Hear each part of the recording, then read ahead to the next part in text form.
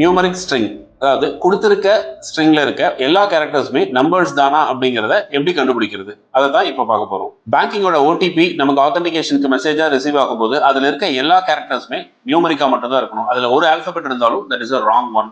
அதே லாஜிக் தான் இங்க நம்ம பார்க்க போறோம். ஸோ கொடுத்திருக்க ஸ்ட்ரிங்ல எல்லாமே நம்பர்ஸ் மட்டும் தானா, இல்ல கேரக்டர் இருக்கா, ஐ மீன் ஆல்பபெட்டிக் கேரக்டர்ஸ் இருக்கா அப்படிங்கறத செக் பண்ண போறோம். அதை இப்ப கோடிங்ல பார்க்கலாம். ஸோ ஃபர்ஸ்ட் பூலியன் இஸ் நியூமரிக்கான ஒரு வேரியபிளை நம்ம இனிஷியலைஸ் பண்ணிக்கிறோம். அது இனிஷியலி நம்ம ட்ரூவா வச்சுப்போம். whenever we see a non numeric value we will change that boolean value as false. So நம்ம லூப்ல ஒவ்வொரு கேரக்டரா உள்ள எடுக்க போறோம். Right from index 0 to len -1 வரைக்கும் நம்ம பண்ணுவோம்.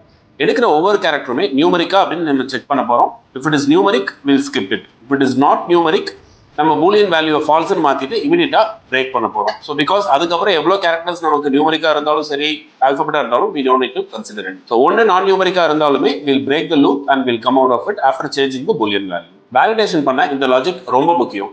நெக்ஸ்ட் வீடியோவில் மீட் பண்ணுவோம். Bye team எல்லோஸ்.